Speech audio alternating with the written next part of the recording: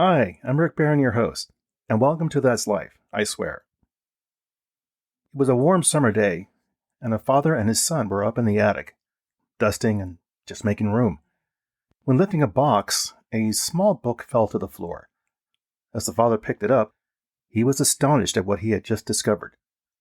It was his grandfather's diary. Inside the diary was the story of his grandfather and his early and later years.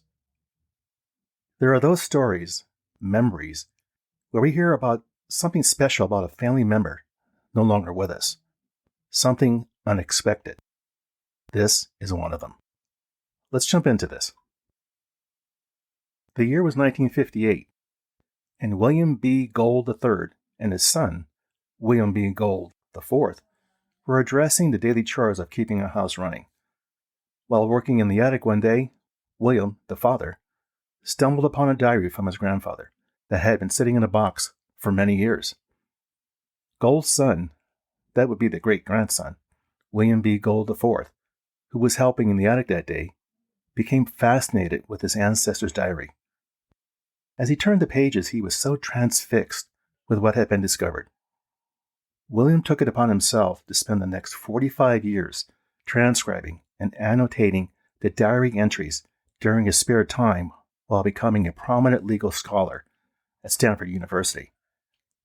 After many years, in 2003, Professor Gould IV completed his work on his great-grandfather's diary by publishing it into a book titled Diary of a Contraband, The Civil War Passage of a Black Sailor. The diary is only one of a few written during the Civil War by enslaved persons that survived, and the only one by a formerly enslaved sailor. The book reveals the remarkable Civil War diary of the author's great-grandfather, William Benjamin Gould, an escaped slave who served in the United States Navy from 1862 until the end of the war. William Benjamin Gould kept copious notes covering his days spent as part of the blockade covering the coasts of North Carolina and Virginia, his travels to New York and Boston. He later served on the U.S. Niagara while servicing in European waters pursuing Confederate ships such as the Alabama, Florida, and Georgia. But I'm getting ahead of my story. Let's cover how this diary came into being. William Benjamin Gould was born on November 18, 1837, in Wilmington, North Carolina. His parents worked for a white peanut farmer named Nicholas Nixon. William's father, Alexander Gould, was a white Englishman. His mother, Elizabeth Moore, was an enslaved black woman.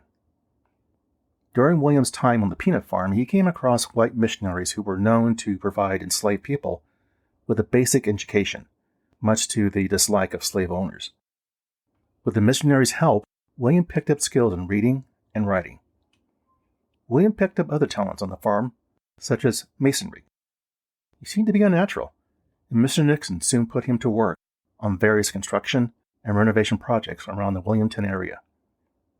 A building he worked on applying plaster molding was named the Bellamy Mansion, which today is a museum. The building still bears his initials in the brickwork. When the Civil War broke out, the U.S. Navy, by order of President Lincoln, established a naval blockade in April of 1861 off the Virginia coast to Texas in order to cut off trade and military supplies. Nixon, like other wealthy white people, moved his household and slaves inland in case of an invasion from troops on board the U.S. naval ships.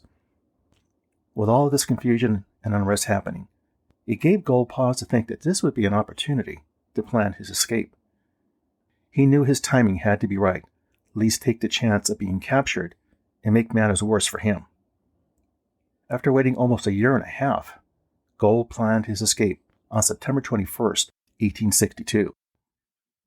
Now, Gould wasn't alone, as 7 other slaves made the escape with him.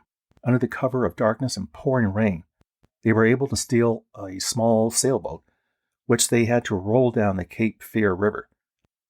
They rowed instead of hoisting the sail and avoid the risk of being seen. Gould and others eventually made it down to Fort Caswell. With the blockade in place, they raised the sail to make it out to one of the Union vessels, the USS Cambridge. As fate would turn out, Cambridge had only 18 sailors, and they were undermanned. Gould and his companions soon found themselves a part of the United States Navy crew. On September 27, 1862, William Gould, a 24-year-old former slave from Wilmington, North Carolina, began a diary of his service aboard the USS Cambridge, a Union gunboat then patrolling off the Confederate coast.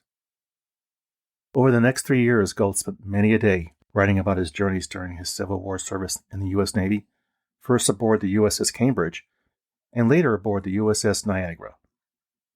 William's diary is a day-to-day account in his own words of the Civil War service of an African-American sailor. As a former slave, he served in the United States Navy before Abraham Lincoln signed the Emancipation Proclamation on January 1, 1863. Gould's writing skills brings out an individual who's thoughtful, a very articulate observer, not only of his surroundings, but his life at sea in the Civil War Navy, and also the ports and countries that he visited in the course of his service, and of military and political affairs in the United States, and the impact on the lives of African Americans. Throughout the course of his travels, he related the events of a world being turned upside down by war and emancipation. Found in the diary was a passage about his visit to New York City and visiting the offices of the Anglo-African, one of the country's leading black newspapers. While in New York, he had the opportunity to listen to a lecture by George Thompson of England, one of Britain's leading abolitionists. Gould and his ship were docked in Cadiz, Spain, when news arrived that the Confederates had surrendered at Appomattox, Virginia. The USS Niagara returned to Massachusetts, where he received an honorable discharge from the Navy. Upon his discharge, Gould traveled back to Wilmington, where he found it very empty. He moved on to Nantucket, Massachusetts, where he married Cornelia Williams Reed, who had also been enslaved. They eventually settled in Dedham, Massachusetts, and had 8 children, 6 of whom served in the Army. After settling in Dedham, Gould put his masonry and plastering skills back to work and became a very prosperous contractor. He took great pride in his work. One time he noticed that a few of his employees had laid cement incorrectly. Now, the mistake would never be noticed, but Gould knew it. He had the work torn down and redone, a costly decision that almost bankrupted his business. But as word spread around, it won him significant esteem around the town. Gould died on May 25, 1923, at the age of 85. His descendants knew of his time in the Navy during the Civil War. But it wasn't until after years of research that William B. Gould IV completed that it was brought to light that Gould had been born into slavery and had escaped from it. In September of 2021, the town of Dedham renamed a 1.3-acre plot of grass the William B. Gould Park. On May 25, 2023, the town will unveil a statue of him commemorating the 100th anniversary of his death. What can we learn from this story? What's the takeaway? For William B. Gould, his sense of becoming a free person after escaping slavery gave inspiration to his great-grandson, William B. Gould IV.